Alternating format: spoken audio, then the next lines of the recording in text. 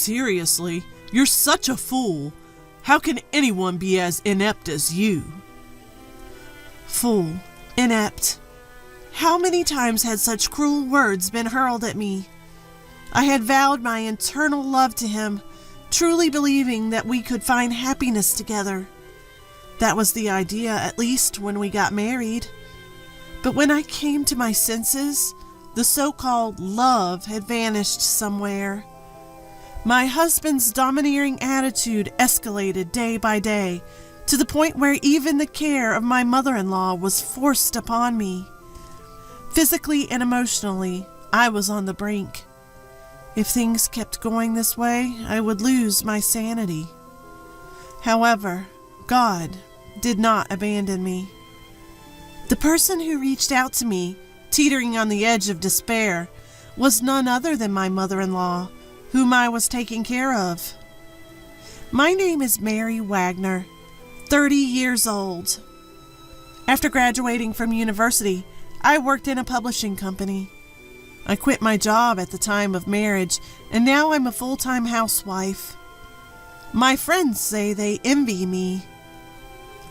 How lucky you are to be a housewife. Your husband must be earning well, they say. But my married life isn't all that happy. In fact, it might be closer to hell. The cause of this was my husband, Jack. We met through work and got married after 2 years of dating. Jack, 3 years older than me, had a slightly cool side to him, and we weren't exactly the lovey-dovey couple. Still, I loved him for his solid self-identity and mature composure. I thought we could live a peaceful, happy life together. That was my expectation. But the moment we became a married couple, his attitude completely changed. Jack, to put it plainly, was a patriarch. I realized this a few days after our marriage. I, who had listened to his desire for me to become a full-time housewife, began to devote myself to household chores from the day after our marriage. That day, too, I had made dinner in time for Jack's return and was waiting for him. Jack comes home a little past 7 p.m. He then, looking at the dinner on the table, suddenly raised his voice. Hey, what's this meal? Huh? It's a gratin and salad, plus a pottage soup. Don't mess with me. If you're going to prepare a meal for your tired husband, it should be a full-course meal. I'm sorry. The last time you said it was delicious, so... That's not an excuse. Why can't you even do such simple things? You're really over as a woman. You're just too incompetent. You don't have to say it like that, I mutter with a bit of a troubled expression, and Jack glares at me. Then suddenly he threw the salad-filled dish onto the floor. At this unexpected act, a scream-like voice slipped out. "What are you doing?" Huh? It's because you, as a wife, can't even do the bare minimum, right? That's why I made it clear to you. You don't have to disrespect the food like that. Shut up. If you have time to make excuses, use your deficient brain to think more about how to become suitable as my wife, you fool. Fool? I'd been called that for the first time in my life. Sure, I've been scolded by my parents, and I've argued with my brother and friends, but I've never been subjected to such cruel words. More so, being told such things by the husband I love. It was only a few days since our marriage. I never imagined that he would throw the food on the floor just because he didn't like the dinner menu. That being said, I'm a housewife, and I'll continue to be dependent on him for our livelihood. I can't go against my husband. As a newlywed, the last thing I wanted to do was upset my husband. Since that day, I've been treading on eggshells around him. I'm extremely cautious not to step on his landmines. Every piece of laundry must be ironed meticulously.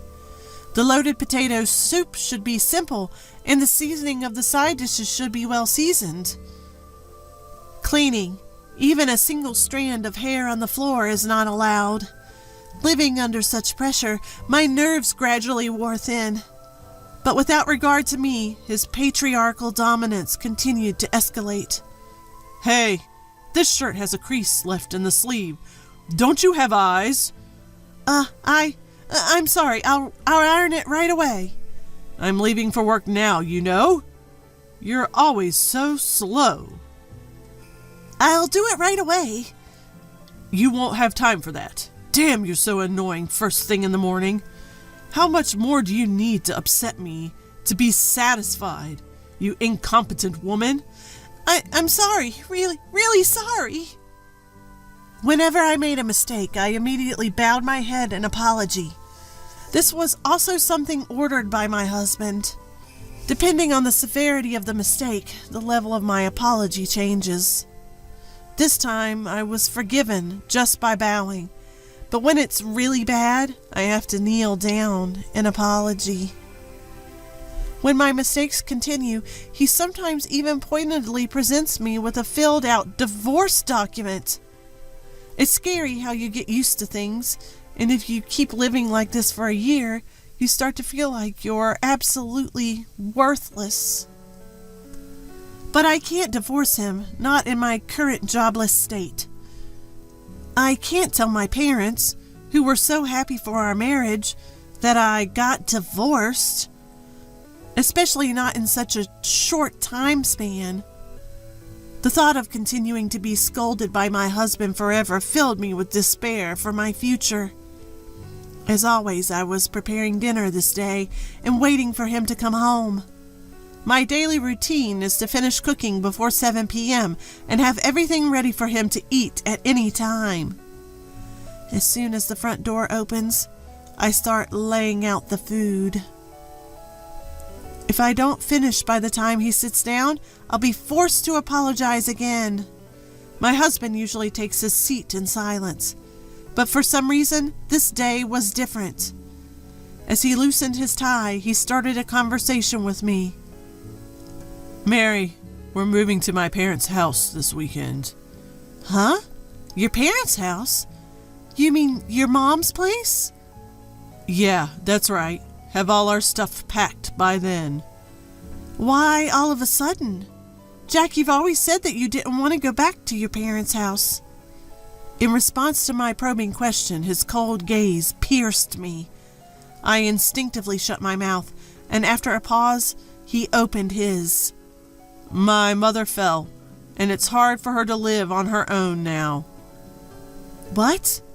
Then we should go there right away. She's been hospitalized for a week. We're moving when she gets discharged this weekend. And I see that's what happened. But why all of a sudden? You were so against going back to your parents' house. You can guess why, can't you? Because I can inherit wealth. Wealth? As if he was delighted by his mother's situation, he continued the conversation.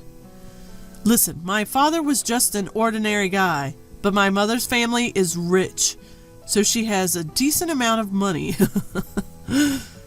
What does that have to do with what happened this time? If I act dedicated during this time, I might be able to get a hefty inheritance, right? If we, as a couple, rush over, I'm sure she'll give us the whole inheritance. For such a reason?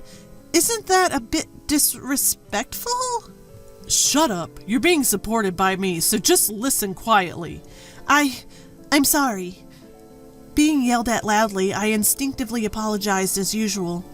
In front of my downcast self, he proclaimed with a triumphant look. Listen, you're the one who's going to take care of my mom.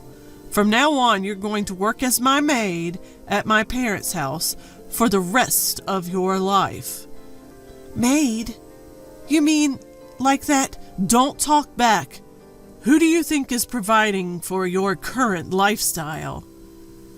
It's thanks to Jack. Right? Depending on how seriously you take care of my mother, the amount of inheritance we can get will change. So don't slack off in the care, understand?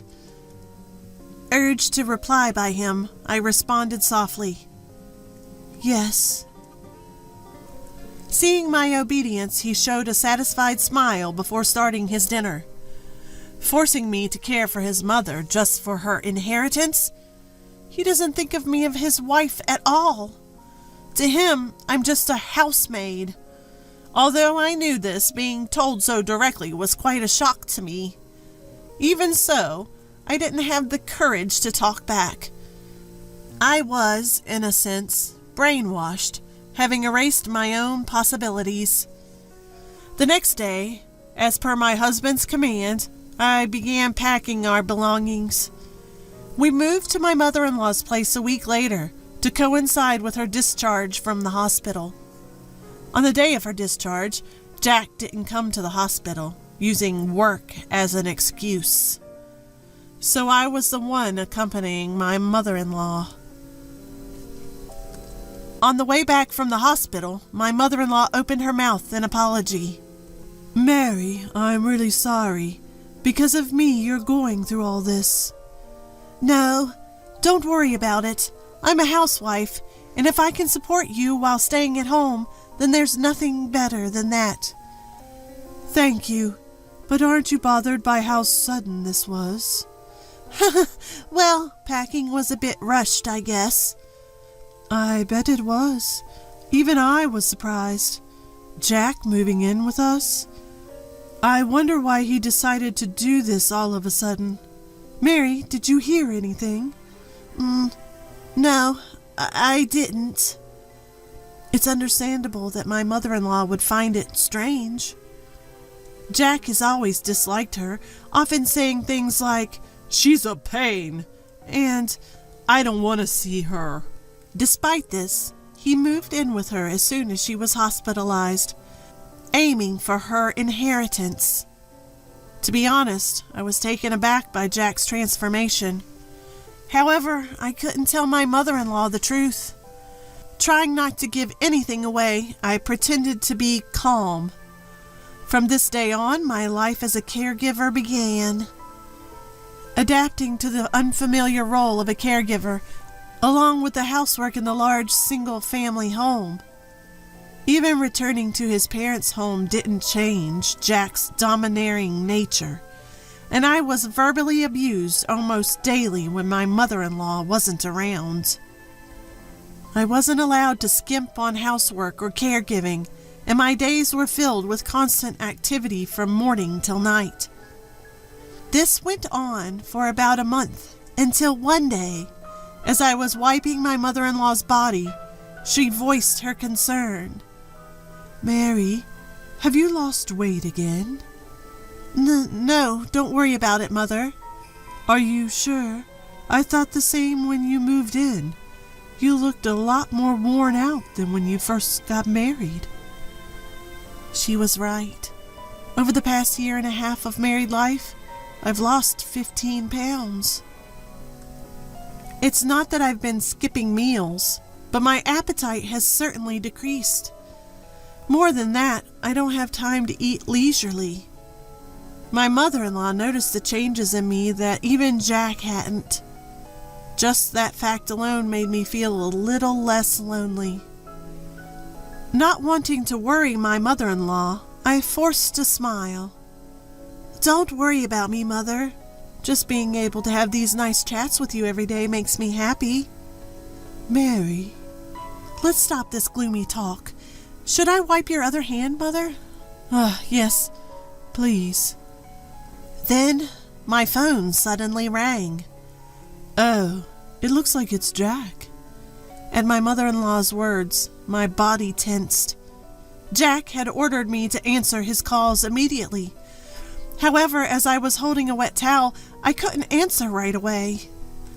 But I knew if I didn't respond promptly, Jack would be furious again. Using my elbow, I managed to hit the answer button and switch the call to speaker. "Hello?" I replied. The moment I answered, a loud, angry voice came from the other end of the line, Hey, don't mess around, it shouted. Why didn't you answer immediately? I'm sorry, I was a bit occupied. What? A maid should answer at the first ring. But I was in the middle of something and couldn't. Didn't I always tell you not to talk back? You're so annoying. Why are you so incompetent? I'm sorry. You're taking proper care of the old lady, right? The amount of inheritance depends on how well you do your job. Do you get that? Being berated in front of my mother-in-law brought a rush of shame. He repeatedly insulted me, calling me incompetent and annoying, and then abruptly hung up the phone. After Jack's call ended, a heavy silence filled the room. It was broken by none other than my mother-in-law. Mary, that was Jack, right? Does he always talk to you like that? Yes, but it's my fault. I am incompetent. What are you saying? You're such a kind and good girl. Mom. I can't overlook this, Mary. It's time to get back at him. Huh? My mother-in-law then suggested a plan. Following her instructions, I threw all of Jack's belongings into the yard and locked the front door. Together we waited for Jack to come home. A few hours later, we could hear rattling noises from the entrance. It must have been Jack, but of course the locked door wouldn't open. Despite the intercom ringing, I ignored it just as my mother-in-law had instructed.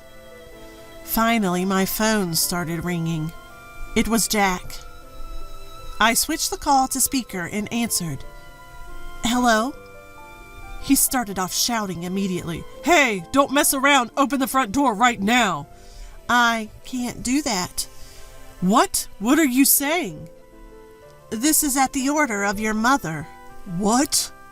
Unable to comprehend, he repeatedly shouted, Don't mess around, and open it now. To him, my mother-in-law let out a cold voice.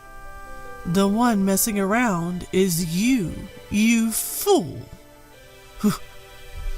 Mom? I always knew you were cold, but I never thought you'd treat your wife like this. No, that's not. I knew something was off when you suddenly moved in. To use your wife and rely on inheritance. How can you live such a shameful life? No, that's not true. What's not true? I have no intention of leaving you any inheritance. If you understand, get lost. This is my house. You will never be allowed back in. Flustered by my mother-in-law's words, Jack began pounding on the door. Through the phone, I could hear him begging, Please, do something. I have an ally, my mother-in-law. I won't be brainwashed any longer. With resolution, I said firmly to Jack on the phone, I want a divorce. I can't go on with you anymore. What? What are you saying? Shut up. I'm done being married to a man like you. I don't waste my life anymore. I won't give up on my own life. I've decided to carve out my own happiness. Don't joke around. You can't live without me. There's nothing I can't do. No matter how tough it gets, it's better than being with you. I will overcome anything. I will no longer need you in my life. I refuse to have a trash like you. I abruptly hung up the phone and blocked his contact. His yelling could be heard from outside, but it eventually changed to cries of despair. My mother-in-law reported this to the police. For his nuisance behavior, he was taken away by officers. I used the divorce papers he had given me before to formally divorce him. On top of that, I sued him for compensation through a lawyer for mental and physical distress. With the witness of my mother-in-law, the proceedings went smoothly. After paying the lump sum compensation to me, Jack's savings were exhausted. In addition, he lost his position at his company after they found out about his police records, and he was reduced to an ordinary employee. Naturally, my mother-in-law refused to pass down her inheritance to Jack. After a discussion with a lawyer, in accordance with my mother-in-law's wish to leave everything to me, it was decided that she would transfer me about $1 million per year. I continue to care for my mother-in-law at her house. It's about the only thing I can do for her now. Mary, I'm so sorry for always troubling you. Even after divorcing Jack, you're still taking care of me. Why are you saying that, Mom? I should be the one thanking you. Really, I'm so fortunate to have a daughter like you. Same here. Let's keep supporting each other, okay? My life with my mother-in-law is filled with more smiles than I could have imagined. I'll do my best to do what I can for her until the end of her life.